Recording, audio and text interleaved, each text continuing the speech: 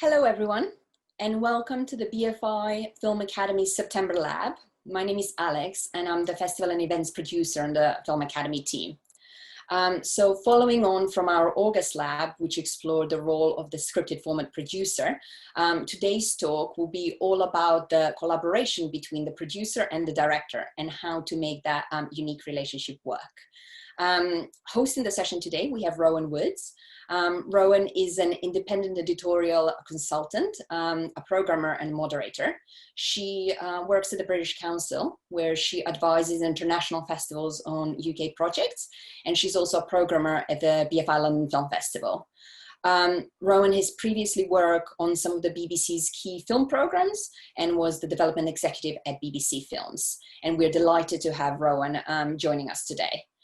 We also have our Film Academy team working behind the scenes today. So we have No, who will be managing the chat box. So feel free to say hi. And if you have any generic questions for us about the BFI, about Film Academy, about the labs or our Film Academy courses, then please feel free to ask No, and he'll be answering your questions throughout the session. Managing the Q&A box on the bottom, we have Laura, and the Q&A box is for your questions for our panelists today. So any questions for the panelists, please put them in the Q&A box and not in the chat box. And we'll dedicate the last 15 minutes of today's sessions to your questions. We've taken your feedback on board, so today's session will be a little bit longer, just like our August session. The talk will be 60 minutes long, and then we'll have a 50-minute Q&A session. I also have to mention our partners. We have Reuben Foundation, who support all BFI education events, and also our competition partner, Lacey, who will be giving away a hard drive at the end of this session. So, just like last time, we'll be awarding the best questions, the best question asked of our panelists. So make sure that you put your full names when you are asking questions in the Q&A box so that we can identify who you are. And for all of you who registered to be part of the Lacey competition when you were originally registering for this event, please do stick around until the end of the talk. So after the Q&A, we'll be announcing the winner, and the winner will be claiming their prize live. So if you're not around to claim your prize when I call your name at the end, we'll just move on to calling somebody else. Two other things are that your feedback also told us that you are interested in networking more with your fellow young filmmakers. So until we're back in venue and are doing these events live, we've started a Facebook networking group for all of you, and Noel will post a link to it shortly in the chat box. But basically feel free to join that group and to share your contacts, your profiles, your portfolios in it, and interact with and network with each other.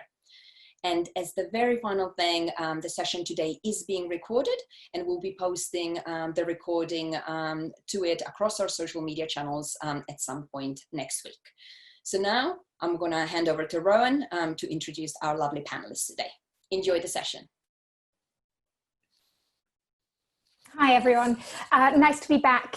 Welcome to this session in which we're going to be delving into the relationship between the producer and director, what makes it work, how you find the right collaborators, what to do when it goes wrong. I'm really pleased to be joined by producer Georgia Goggin and director Dionne, who are long-term collaborators and currently working towards Dionne's first feature, Little Red Dress, which is backed by the BFI and BBC Films. Welcome Dionne, welcome Georgia.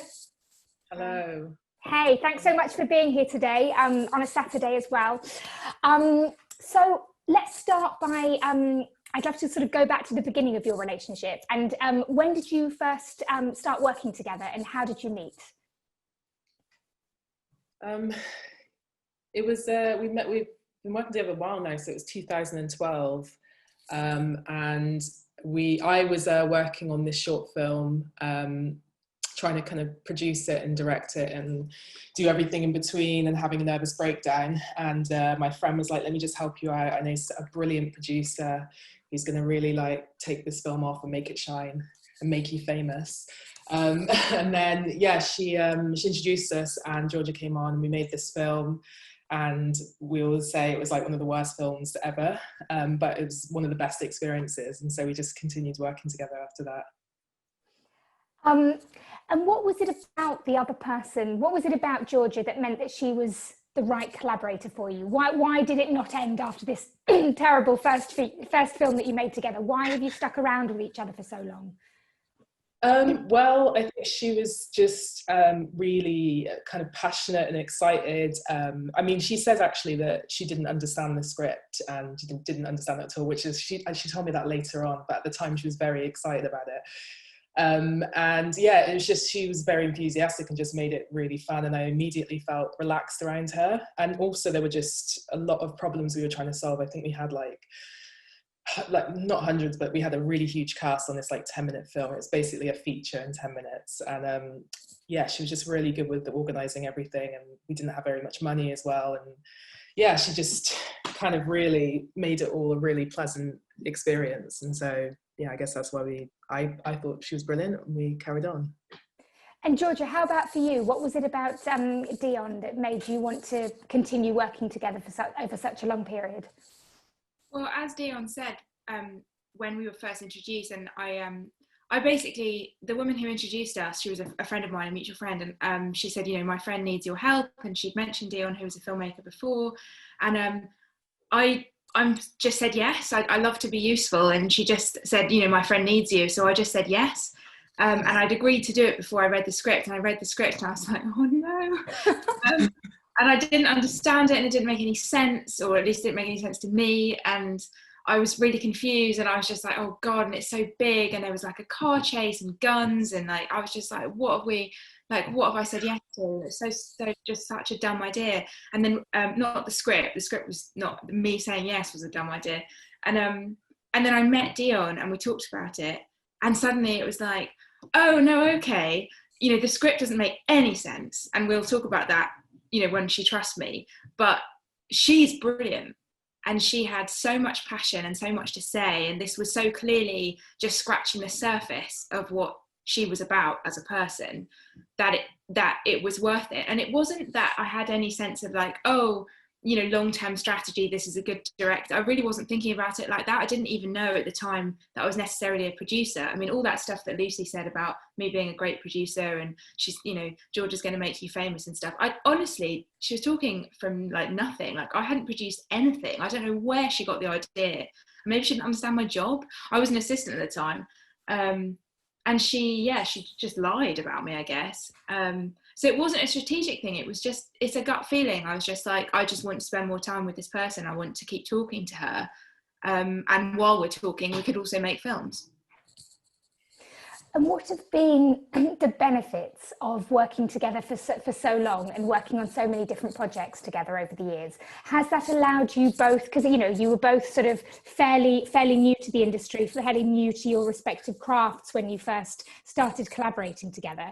Has that allowed you to sort of grow together and stretch yourselves together, and allowed you to sort of be vulnerable and try new things in a way that you might not have been if you were constantly always working with new collaborators and trying to impress them?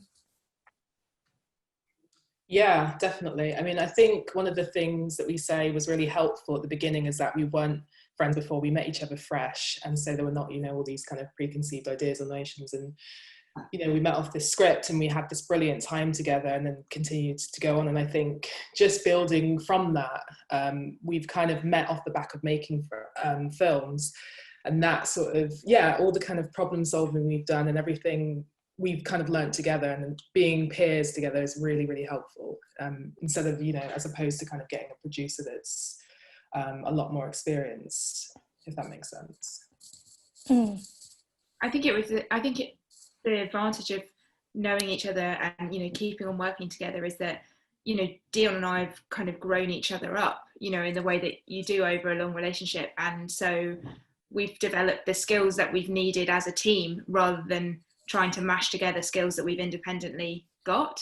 Mm-hmm. And we've learned, you know, how to work with each other most effectively, and what the other needs and what they do. You know, it's a relationship like any other, you know, like Dionne understands and recognizes when, you know, I just need time on my own, and that's a thing, and I have to be left to focus, and I have to, you know, and Dionne can recognize that because we've traveled together and spent so much time together. I can recognize when an email that someone has sent to Dionne that I'm CC'd in is so damn long that she's just not going to be able to engage with it. and I'll digest it for her and send it on again. And you know, we learn that stuff about each other over time. So I think that's the advantage. And you know, you two were obviously sort of set up. There was a sort of a matchmaking service. But how generally do directors and producers meet? I know it's something that a lot of young directors and, you know, they don't know how to find producers. What advice would you both give as directors and producers to our audience who might be looking for their collaborators? I think what's brilliant about kind of this time is that there's a lot of schemes, there's a lot of different ways you can work with producers, and I think it's film festivals, things like that, going on, getting into different, I guess like making short films in general is a great way to meet them. Georgia, what would you say? It's like, it's a special case, aren't we? It's like a horrible piece of advice for now because of the way that we're living at the moment. But I would say you do have to get out there, and I think a lot of what holds you back as a filmmaker, and I'm, you know, speaking what has held me back as a filmmaker, and I've heard others say the same, is like you're sort of waiting for somebody else to give you permission. And the reality of it is that absolutely no one has ever been sitting at home and had somebody just ring them and be like, hey, I know you've never made anything, done anything, written anything, even thought about it, but I think you'd be a great filmmaker. Here's some money to do it. That call just doesn't take place. People want to support the train that's already moving, is the metaphor that Dionne always uses. And so I think in a way, being the train that's already moving is something that you can apply to yourself. If you start making a short film, it will cause you to have to find somebody to fill in the skill that you don't have. You'll need a production designer, and it'll cause you to go out there and have to find them. And there's so many resources, you know, Shooting People, BFI, British Council, all of the film festivals, the millions and millions and millions of short film nights that are on around the country. You know, my favourite in London is Bounce, but there's many, many more. Many of them have gone online. Nights Global is one to think off the top of my head. The more you're out there, the more visible you are. And I think the other thing is to get used to saying what you need. It's something that I didn't really spot until me and Dionne started going to the States and having meetings there. This is a gross generalization, but in my experience, Americans seem to be much better in business at just being like, this is what I do, this is what I need, do you have it? In pretty much that order. And whereas Brits are a bit like, oh, I don't know, you know, and I think you have to kind of get past that and just be honest about what you need, because most people, in my experience, want to help each other. So if you say what you need, people like to give you it, or if they can't, introduce you to someone who can.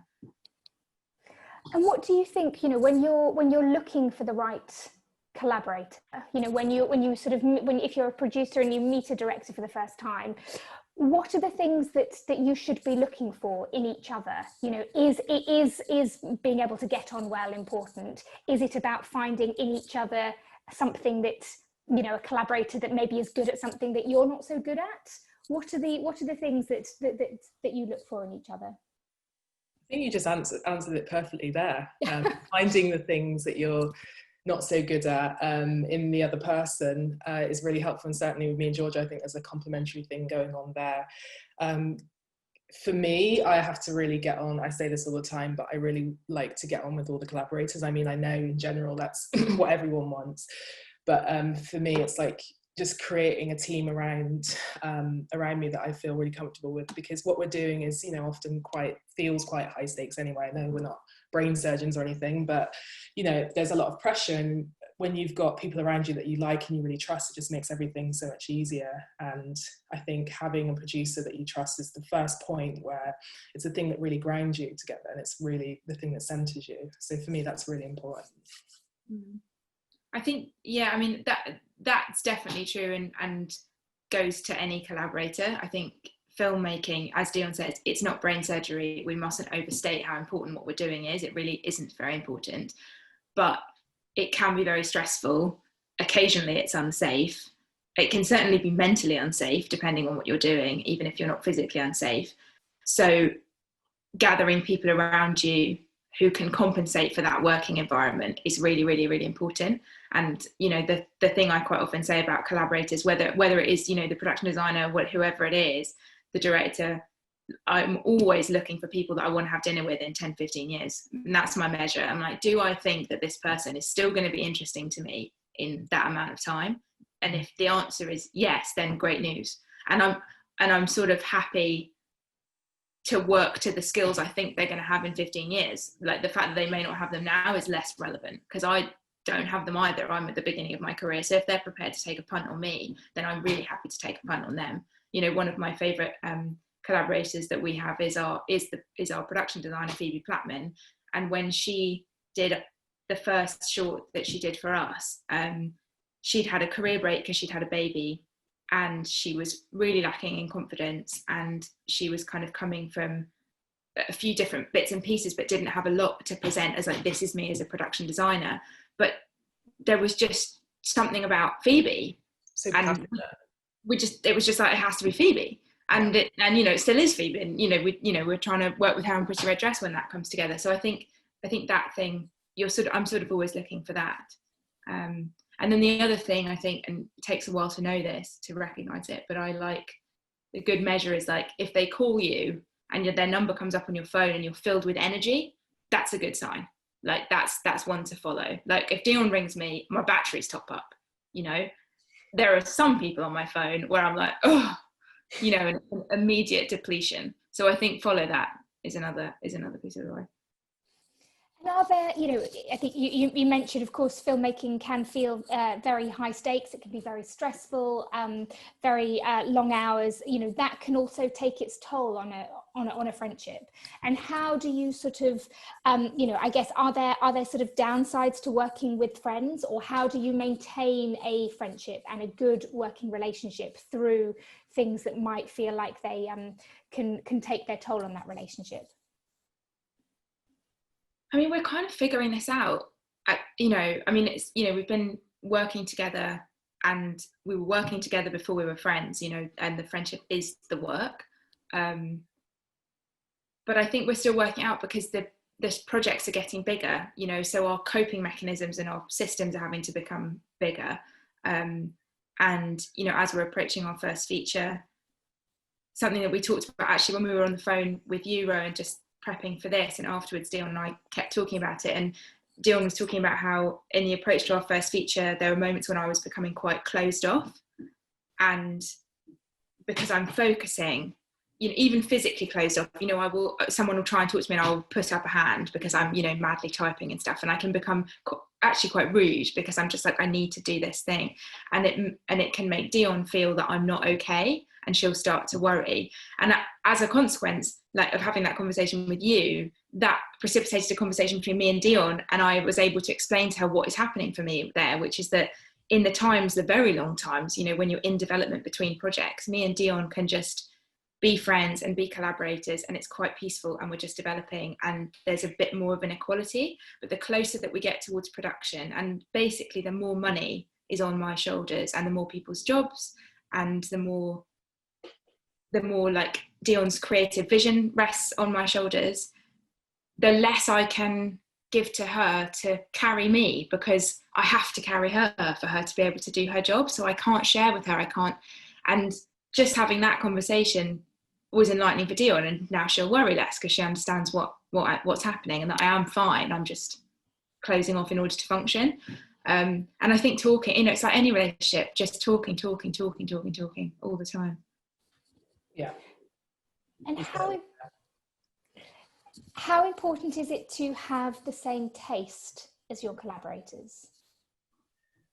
I don't think it's, to some degree it's important. Obviously, if you have completely different tastes, yeah, that's a bit worrying. But me and Georgia definitely have the films and TV that we both really love together, and then just we have opposites that we, you know, but we were saying before that it's more about, especially when you're working on your own creative projects together, the values that you share and actually what you want to say. And if you share that, I think it just makes it really easy. And so what I think is really fun is that me and Georgia kind of can introduce each other to different films and TV and different references that we both might not have seen before.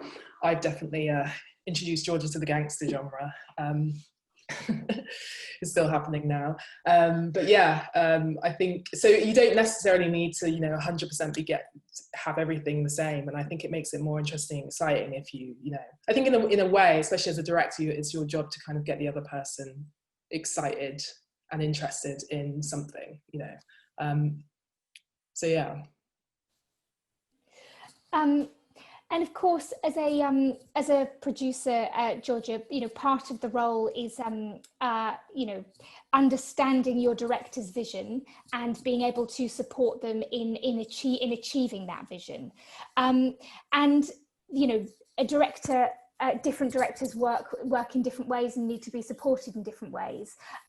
Perhaps could you talk a little bit about sort of how you have learnt how best to support Dionne and how that has developed?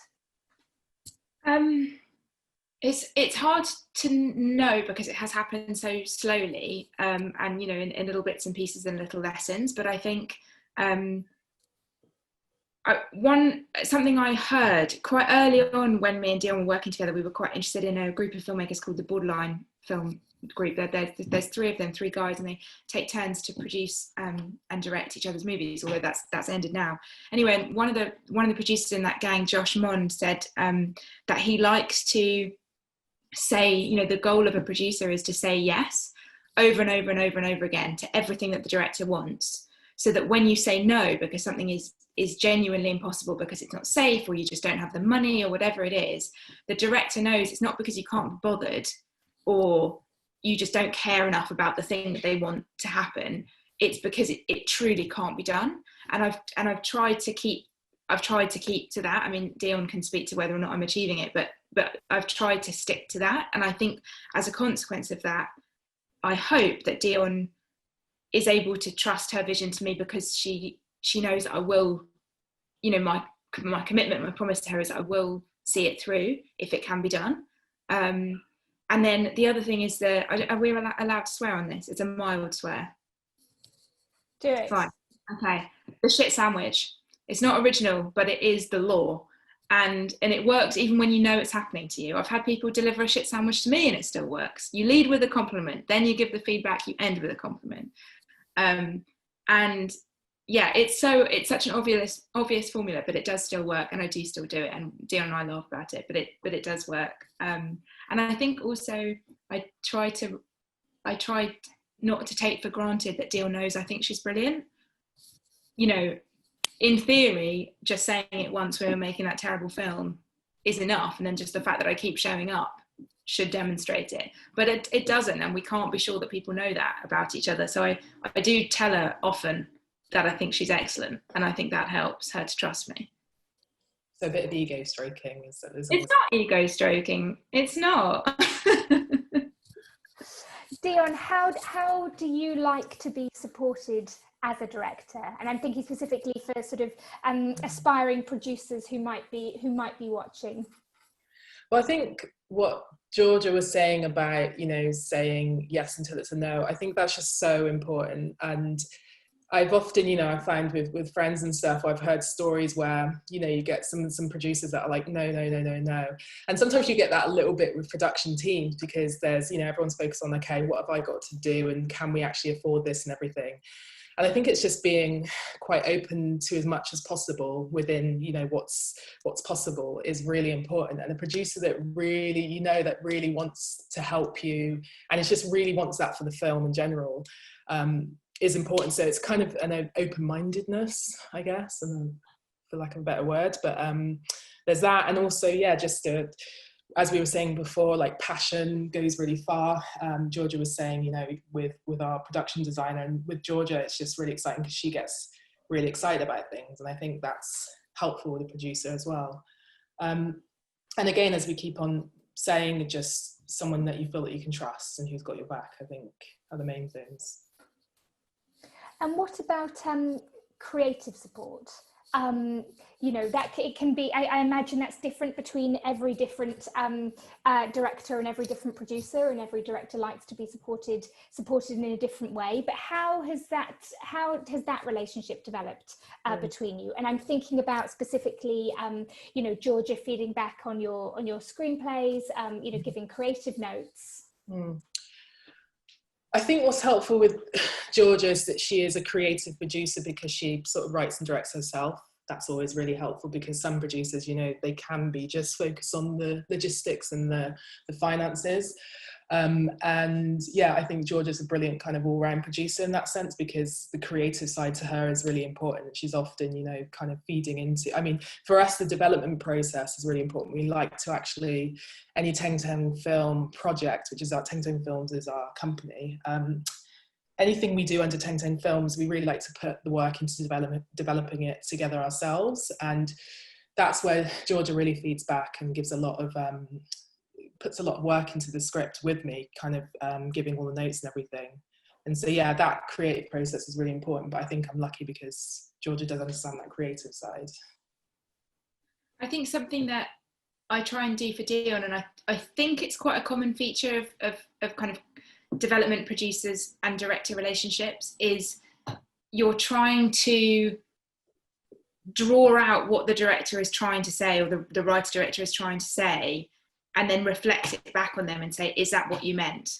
You know, and I think a lot, you know, Dionne is and I think it's a feature of good writers. Quite often Dionne is writing and doesn't really know what she's trying to say or where it's coming from, or because it's coming from her heart, you know, it's from her soul. So she's just writing, and it's just a feeling, and she's following the feeling. And Dionne really not, we've noticed now, we've done enough projects that we've noticed that one of the first things that Dionne needs to do is some kind of document, where it might be a really long treatment, it might be even a first draft of the script that's very what we call vibesy, which is just, you know, the characters that are walking around in her head, the sound of them, the kind of mood, and they'll just talk to each other and chat, and some maybe shape of story is there, but really it's just the feel of it, and there isn't really a story, but it's just an essential route into the project, and then eventually the details of the plot are going to come out.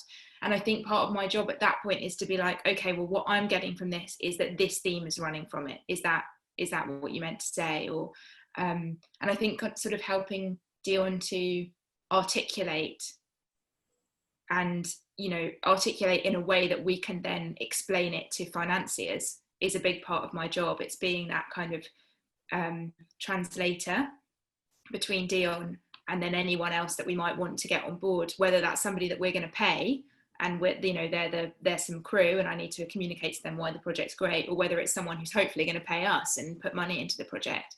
You know, both those teams of people need to understand what we're trying to say, and part of my job is being that translator. And is that something you have had to learn? You know, giving notes, giving feedback is a real skill. And is that something you've had to learn? Yeah, definitely. I was fortunate at the beginning of my career that I was an assistant to two producers at a production company called the Electric Shadow Company, and so I was mentored. You know, I was able to sit in, I heard them giving notes, I wrote notes on scripts for them, and they would help me basically climb down from being a bit catty. Like when I was first reviewing scripts and writing coverage, I could be quite nasty, and they would be like, okay, but one, thank goodness we're not giving this to a writer, and two, like that there is a human and there's a reason that they're getting these things wrong. And you know, I had a lot of help figuring out, like, well, if this is a recurring problem for this writer, then this is how you could communicate that to them.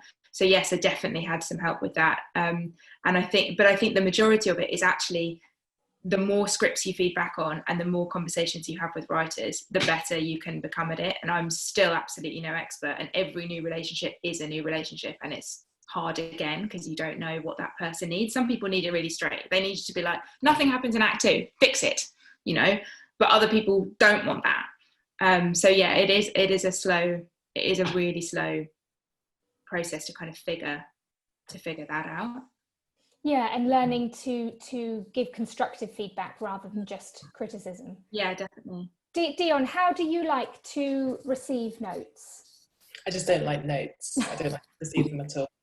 No, I'm only joking. Yeah, I think when we started out, it was difficult because, yeah, I find it, and to some degree I still do find it difficult to get notes, because you write the thing and you put a lot of work in it and you just want everyone to say it's brilliant, and when they don't, it's a bit jarring. But yeah, we've kind of got through that. And I remember once when we were in a cafe, Georgia, remember that cafe note giving session was one of our difficult time for us, where Georgia gave me some feedback.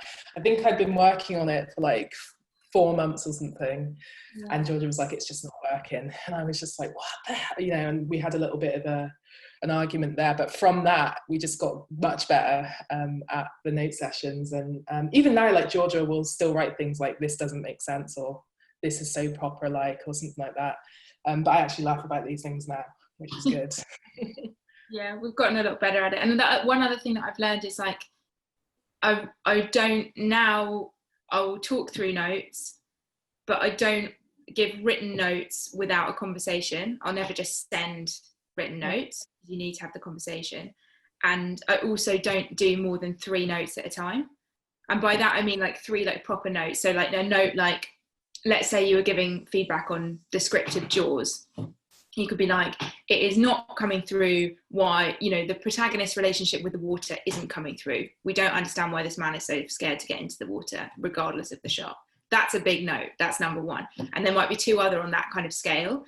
And sometimes I'll group together things at the bottom, like, where did the car go in that scene? Some like nonsense little tiny detail. There might be a stack of those at the bottom that are really like fixable, logistical kind of confusions, but proper big thematic notes, never more than 3 at a time, because I just don't think anybody can and I apply that across all writers now. I wouldn't do more than that. I think for me, what's helpful is like the fewer, as George is saying, the fewer the better. And I kind of do other jobs, and I'm working in TV at the moment. I've had a situation where I've had like 70 notes across 4 pages, and it's a lot more difficult to dig into that. So I really appreciate that George is able to kind of sum things up and kind of asking questions in a way in the notes that gets me to kind of open my mind creatively. She asks really good questions about that, and that's just a skill that I think develops over time. Actually, that is something I've really missed out of this whole conversation, is like 95% of giving notes is actually asking questions and listening to writers. If something isn't coming through, you can just ask the question. Like that Jaws note I just demonstrated, I would probably deliver that note by just saying, why is he so frightened of the water? And the writer's like, I know the answer. How do you not know the answer? I've missed this. I can communicate that to you. And yeah, the more questions you ask, the more you draw it out. And then sometimes I realise that I've entirely missed the point. And Dionne would be like, oh no, that's what that scene means. Especially issues around like me just not understanding slang, which is a recurring problem. And I'll be like, oh, that scene was so profound. And Dionne will be like, that's really not what that means.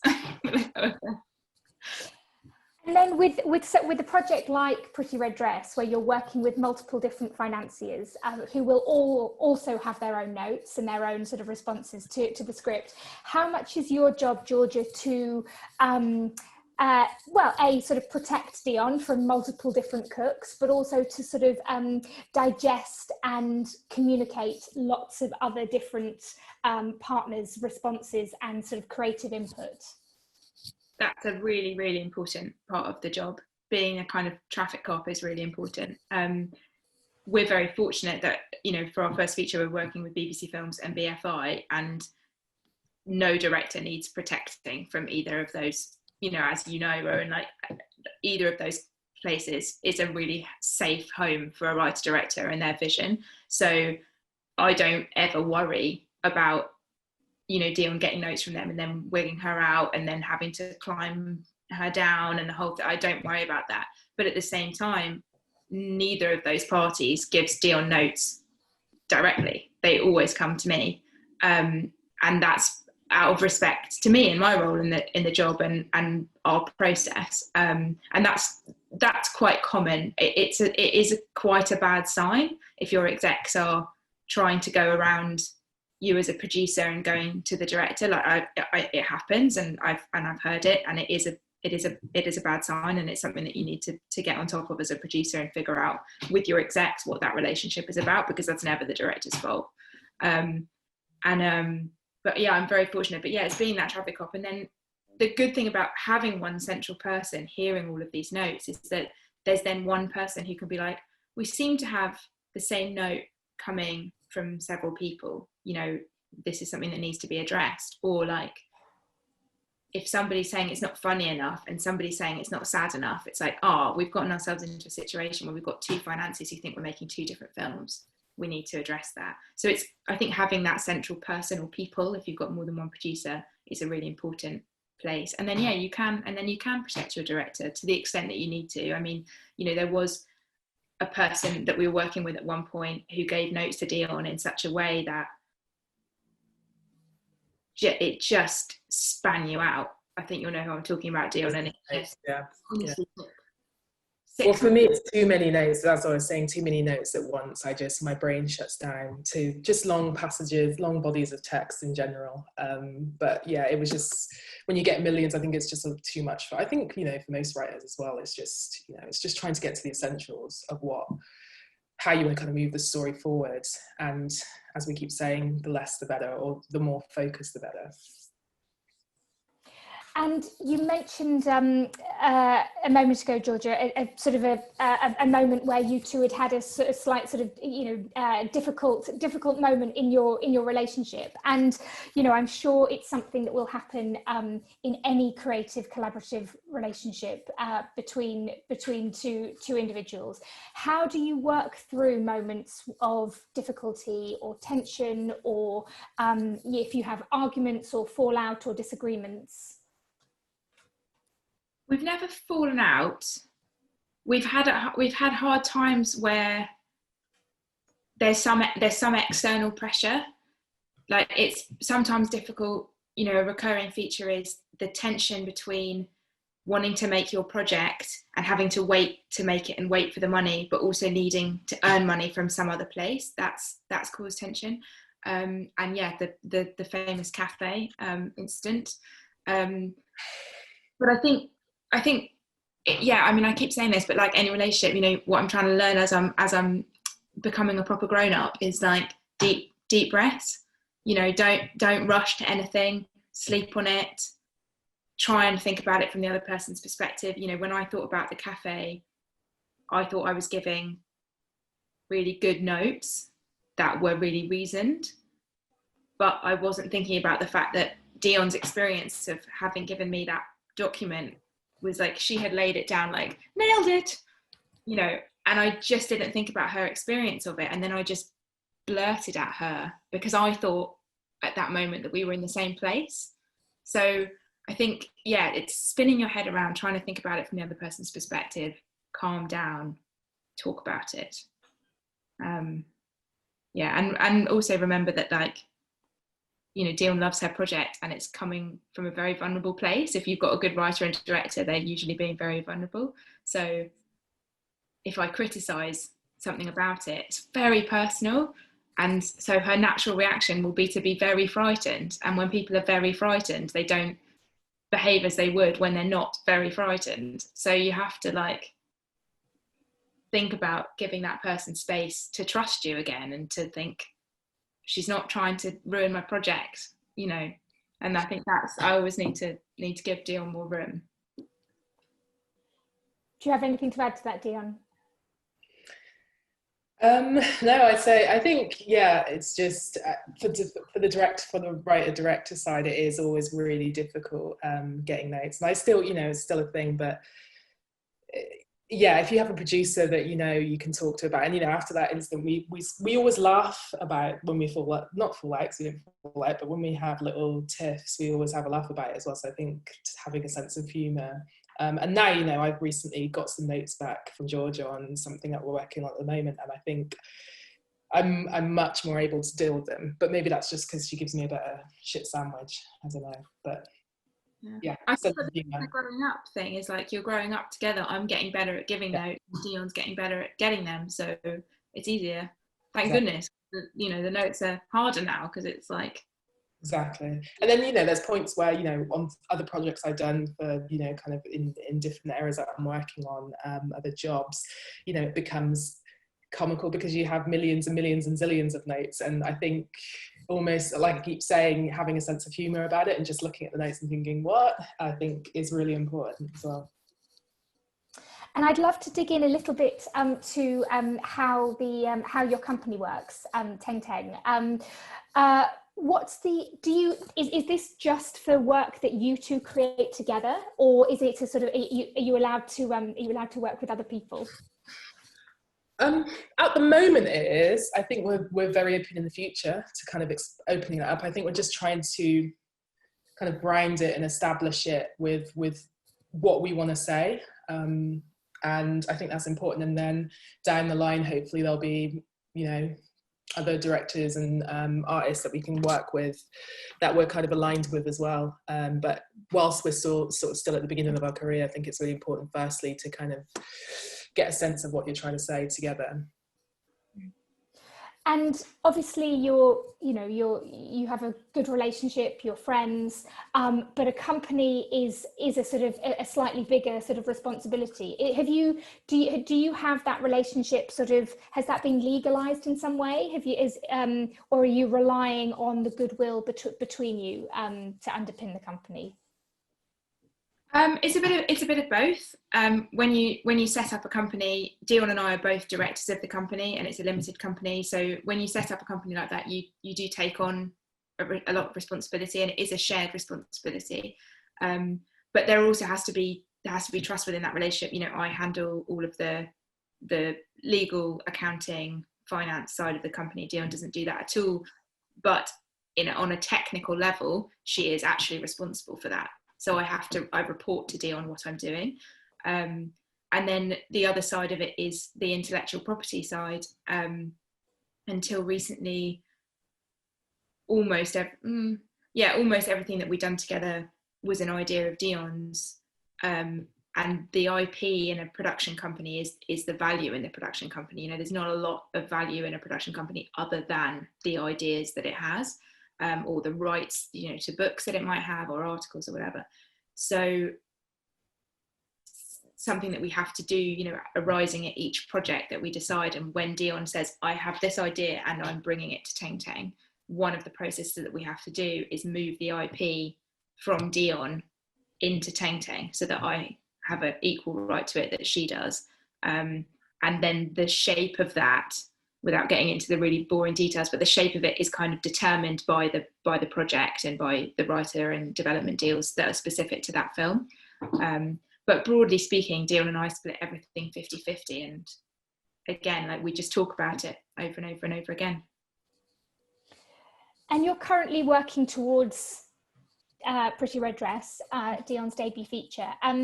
Practically, how have you been working together during lockdown? I imagine you're able to spend time together now, but there would have been a period where you weren't able to do it. How did you manage that? I was just thinking about at the beginning of lockdown, we had to have these kind of secret, very early morning forest cemetery walks, which I won't go into. But yeah, we went for these early morning walks. We like to do a lot of our meetings walking.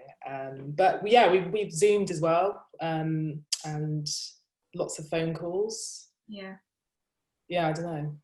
I think keeping in regular contact. What we haven't kept up with is, in ordinary life, Dionne and I have a weekly meeting, and we've had a weekly meeting since 2012. This is the hilarious thing about it. It's like, we were so young and had no idea what we were doing and making this terrible film, but we took it so seriously, and we really had the discipline to be like, no, we're a company now, we have to meet every week, and we have to set goals, and there's going to be minutes to the meeting, and there's going to be action and stuff.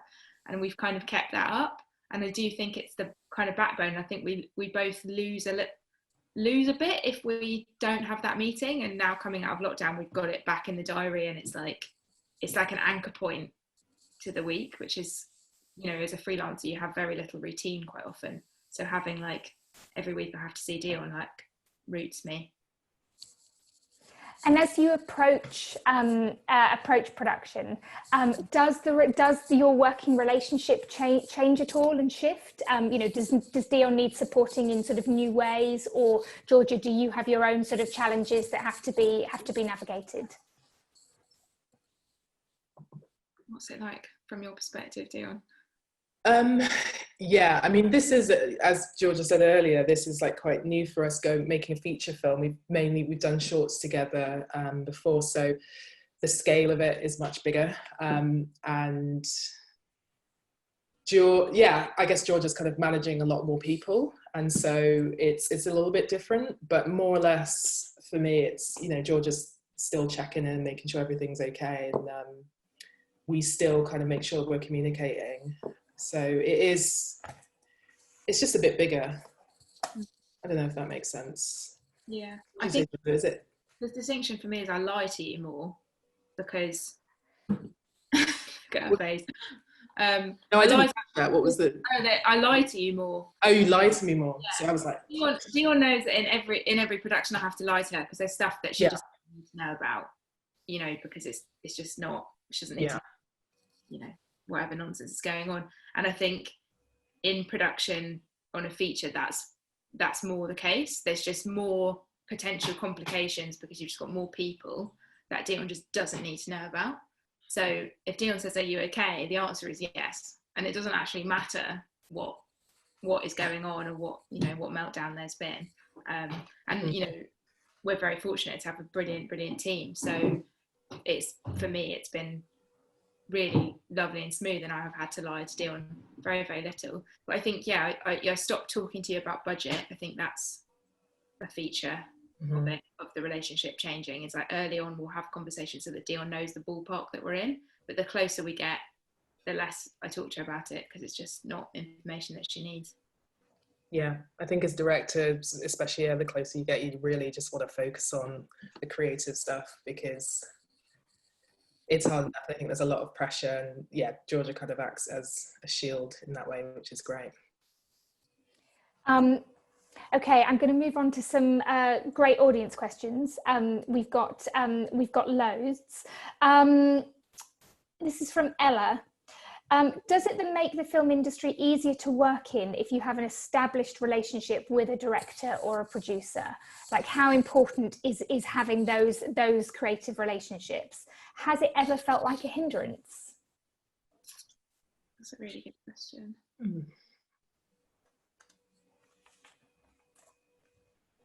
I think it's helpful.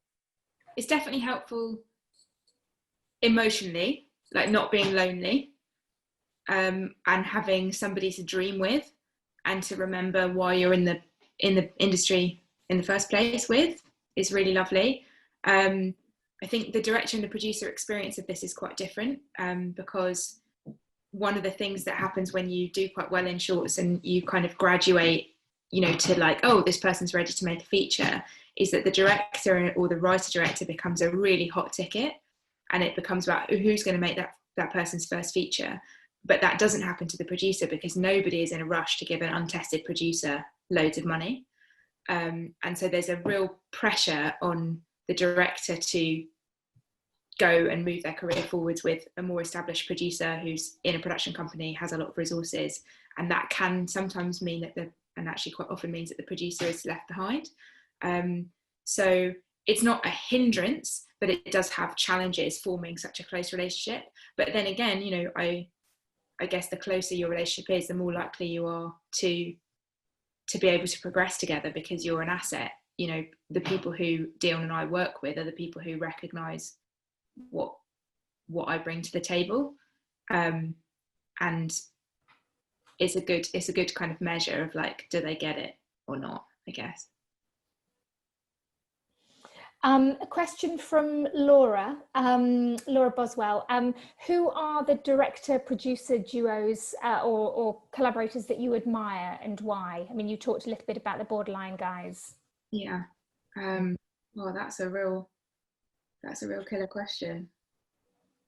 Don't really think about it. I suppose Barry Jenkins and Dana Romansky. Exactly. I just couldn't. I need a little ramp into her surname, into her name, because I always pronounce it wrong.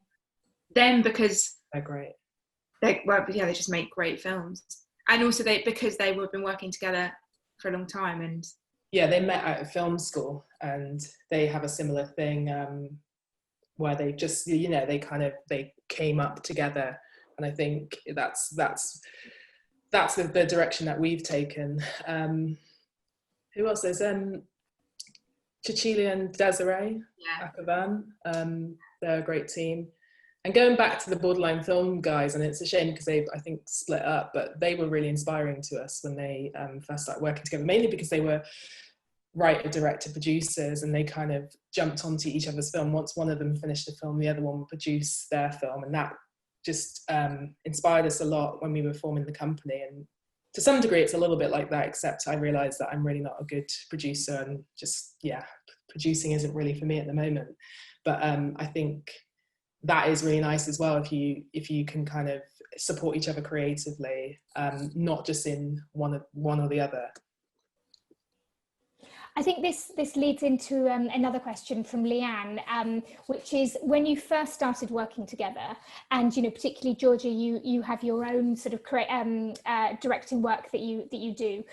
Did you have any difficulties maintaining boundaries between your different roles? No, I mean, I don't. Dionne, did you feel that? I mean,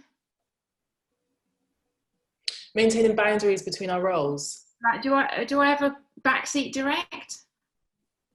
Yeah, Georgia's terrible. She's like, you need to take this shot here and go there. No, I think it's always been really helpful because I trust Georgia, and so I think, well, I mean, on the flip side, I say this, like, most directors go through this where you think everyone is trying to make your film and take over. And what you'll find on set is that everyone's giving you suggestions. And that's what Georgia does, and that's what she's really good at doing. And I definitely don't think you overstep the mark at all.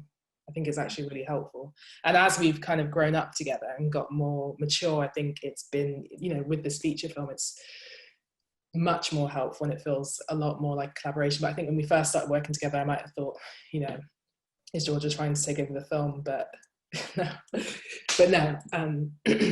I think that for me, it's been really helpful. I don't think there's been a boundary problem.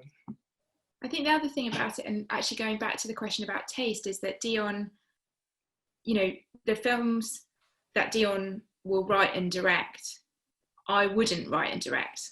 They wouldn't come from me. That's not something that's not authentic to me.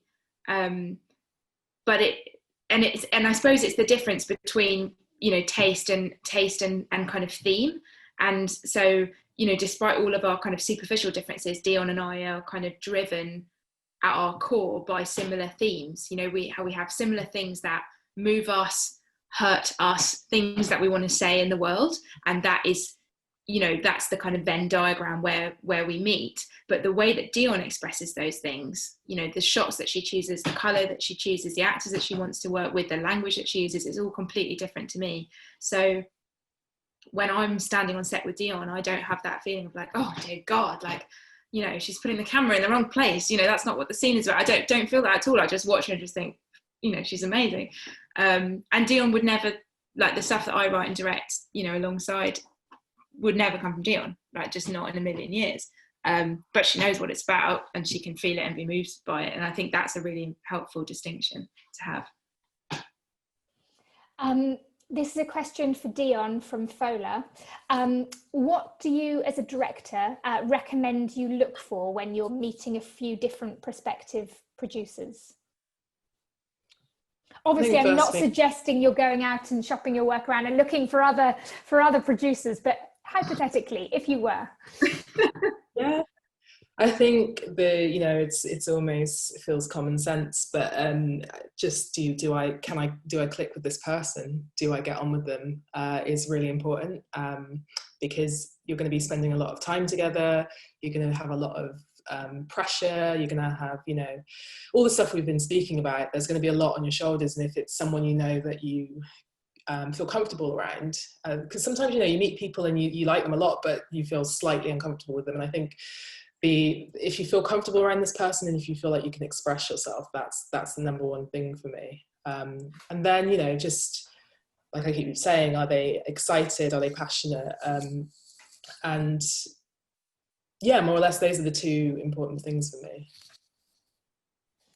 I think this is a really important question. It's an anonymous one, but it is very important. What day jobs have you both done to support your creative careers so far? Because it's not, it takes a long time to get yourself to a point in your career where you can build a living out of your creative work. No, I'm not. And have those two things ever come into conflict? Yeah, definitely. I think that's a good question. Yeah, day jobs, I think you just have to do what you can. I think for me, I was working a little bit in the industry. I was assisting agents and kind of working as a production assistant a little bit. And as a director, I found that I was doing that full time, and that was just taking up too much mental energy for me. And so I felt that I needed to get a job that was loosely related. In fact, actually, my job turned out to be very related, but yeah, and something that was flexible. And so I worked for about 5 years in cinemas, and that was one of the best things I did, because when you work in cinemas, I worked at the Picture House and the Rio Cinema in Dalston. You end up meeting people who kind of potential filmmakers, who are actors. There's a lot of creative people working in those jobs. So it doesn't necessarily have to be a cinema, but if you can kind of find somewhere like that. And for me, working at the cinemas, met a lot of people. Some people were in the films or involved in the films. And when I was at the Rio, we ended up using that cinema as a place where we could premiere our films, or they had this basement at the time and we were holding auditions and stuff in there. So I'm not saying you're going to strike lucky and get somewhere like that, but just trying to find a job that can work with what you're doing, I think is really important. Yeah, I've done all sorts. I mean, anything. Like, I know ages ago I was writing and I needed to be able to have time to write, but desperately need money, so I was a cleaner. I've worked in charity shops. I once built a flat pack wardrobe for a pregnant woman while she watched. That was awful. I honestly, I have done so many different things, just gardening, just anything, just to keep the rent paid, in between things that were relevant. And it's only really recently that I've been able to do just producing, and that took a really long time. But I don't actually wish any of that time away, or wish any of those jobs were different. I mean, I could have done without the wardrobe, but other than that, I don't wish any of it different, because I think all of that is useful. Any time that you're out in the world, meeting different people, seeing different things, having different experiences, it all just feeds into you as a filmmaker in whatever role you're in. So I don't think it's ever anything to be hiding or or ashamed of, or anything like that. I think it's an essential part of becoming a filmmaker. Another question from Shreya. Dionne is a wonderful filmmaker, but she's a writer director. So how would the relationship between the writer and producer work if the writer and the director weren't the same person? I speak to that because I have never worked with a writer who wasn't also a director, which is not. Actually, I mean, that's not entirely true. I've worked with someone who was a director, but the project I was working on, it was highly unlikely that they would direct it, just because of where they were in their career versus the amount of money that this project was going to take. But in that instance, I don't think it's hugely different, in the sense that you're still trying to foster trust. You're still trying to foster a relationship where you can both express yourselves freely. And it's in a way, it's almost more important, because you're going to have to find this third wheel to your relationship in this director, and that person's got to be somebody who fits the vision that you've been working on, but and also leaving them enough room to make it their own. But I think that the trust of it is still the most important thing. Question from Scarlett. Is there anything in the sort of current or sort of post-COVID world that you think will make the producer-director relationship difficult, that perhaps you didn't experience before? And if so, do you have any pointers to help people who are entering the industry in this climate? I guess the thing that's probably difficult at the moment is that a lot of events, a lot of film festivals are all online, such as this one. And obviously when you're not there physically, it's a lot harder. Yeah, that could be a challenge, but hopefully that will change. But it's just that we have no idea when. And that's the thing that everyone's dealing with, the uncertainty. So at the moment, you know, if people can do chat rooms and whatever way you can do it online, I think just try and go for it. Yeah, I mean, I guess there's I just don't know. I'm just figuring this out right now. But my first worry is that depending on the way that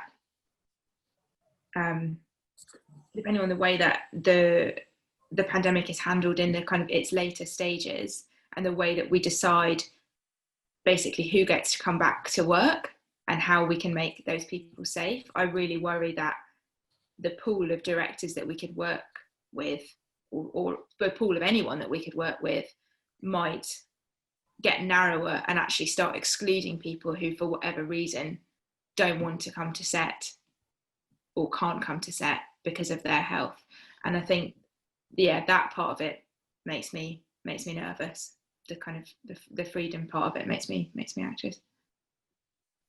A question from Alicia. How do you both work together on reworking an idea if if an idea for a scene isn't something that's feasible within the film's budget or scale, or even in the current climate within sort of coronavirus guidelines? Good question. Within the current corona climate, did you say, or just in general? In general, or there may well be things on Pretty Red Dress that you've had to rethink. Yeah, corona we haven't really dealt with yet. We're shooting hopefully far enough away that we're not too worried about that. But specifically, kind of changing, but we've done that's happened a little bit with Pretty Red Dress, hasn't it? Where we've had to do sort of in pre-production, think of other ways. Most low budget productions, you know, have to get rid of things. I think that's just like a standard thing, and it's really always a bit upsetting for the writer director. But I think what George is really good at doing is kind of asking the right questions and trying to find ways to kind of do the same thing you want to do, but just in a different way. And I think that just comes from having a lot of conversations about it. We still, you know, are talking about the script really close to production. That always happens. And it's trying to kind of think, you must have heard this before, but like kind of creative limitation in a way, and using your limitations creatively. And I think there was a lot of that on PRD. It's just, it's quite hard. No, specifically, we can't really talk about it in detail, but thinking specifically about the theatre location. And there you go. And, you know, having to use the timing of it was not going to work to be able to move location, and so suddenly we had several sequences that it looked likely that we were going to need to be able to achieve in one place, and that is definitely not what anyone had pictured, and it felt like a bit of a blow. And so the response to that from really everyone, from me, from all of the heads of department, is to just ask Dionne, like, what is the most important thing in the scene? How can we preserve that? Because if you're not asking that question, you know, very often if you don't talk to the director or the writer about what the most essential elements of the scene are, you'll find yourself bending over backwards to ensure that the car is red, you know, and then it turns out that the director couldn't have cared less about the colour of the car, and actually when they think about the shot, it's actually only going to be the headlight that's in it, you know, and it's going to be shining so bright you're not even going to know what colour the car is.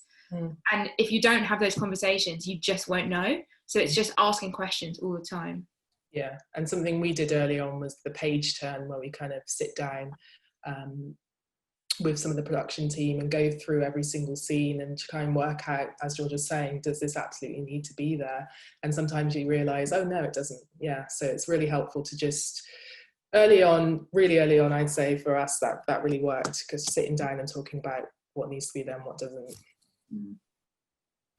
And Georgie, you mentioned this a little bit earlier when we were talking about you know, protecting the director from execs, from meddling execs. But perhaps we could dig in just a little bit more into how the relationship should work between a producer and exec producers? Actually, what does that relationship look like? What is it? I mean, well, starting off from how very, very inexperienced I am at this, I think that's really important to say. You know, Dionne and I have had one short film funded by an outside source, and now we're in the process of our feature film being funded by outside sources. So my experience of working with execs is slim, but I think when it's working well, you've found a partner who understands your vision. You've managed to articulate the vision to them.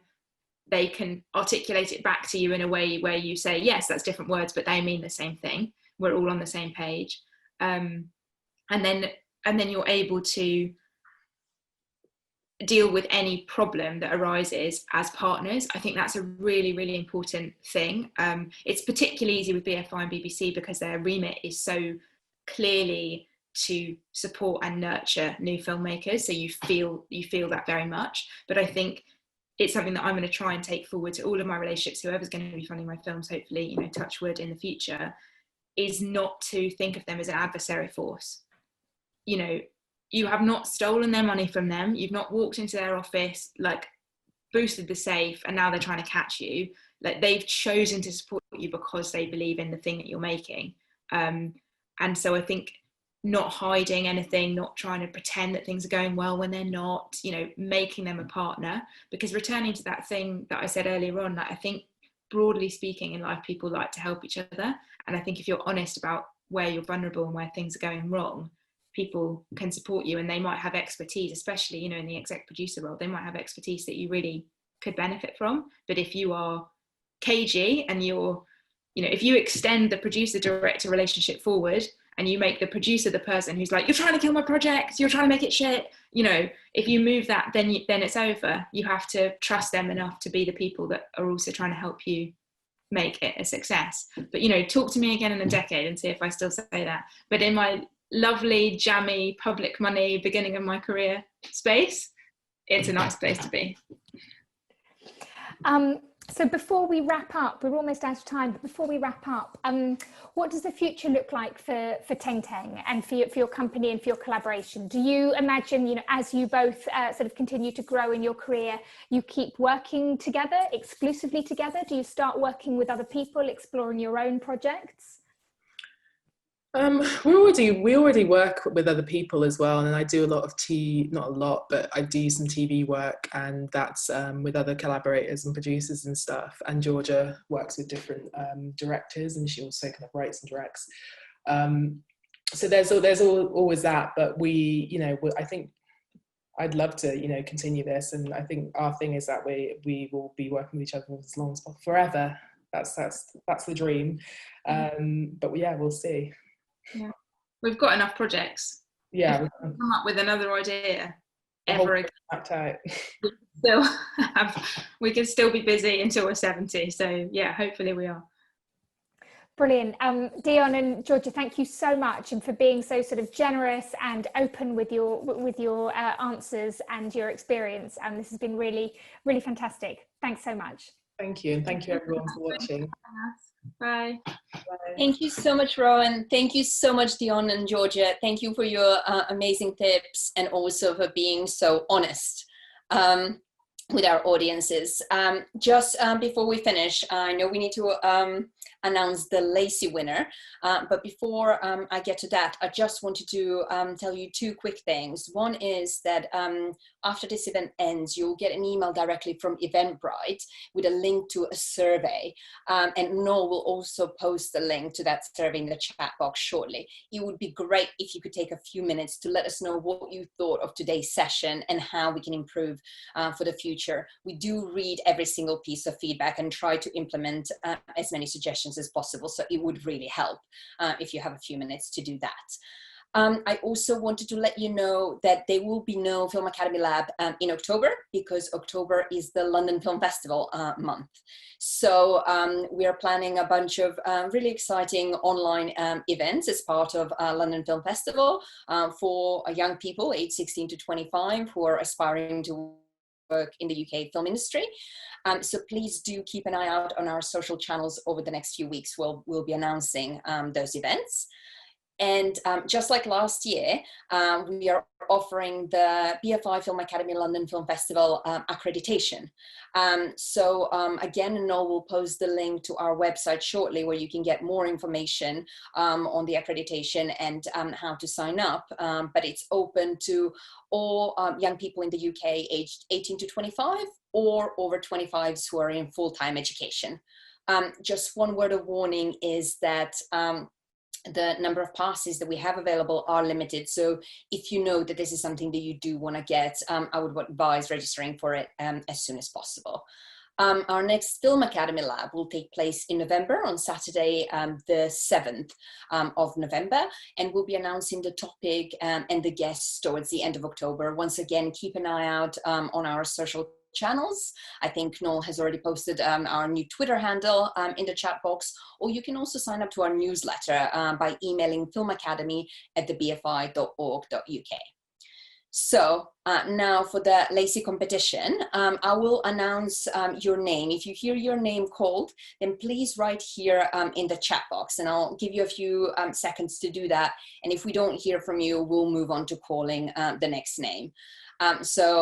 Get ready. The winner of the LACY rugged 2 terabyte hard drive for September is Fola Evans Akingbola, sorry. I hope I pronounced that right. Are you here, Fola? Please write here in the chat box if you are. If not, we will move on to announcing somebody else as the winner. So Fola Evans Akingbola, are you around? Let's give 5 more seconds. No. Okay, moving on to the next name. This is Lian Sarwai. Lian, are you around? Lian is around. Amazing. Congratulations, Lian. I will be in touch with you next week about mailing your prize. Thank you everyone who attended today's session. As I said in the beginning, this session is being recorded, and we'll post the recording on the BFI YouTube channel, and we'll post the link to this across all our Film Academy social channels. It will be end of next week, most likely. In the meantime, have a great weekend and see you at London Film Festival. Bye.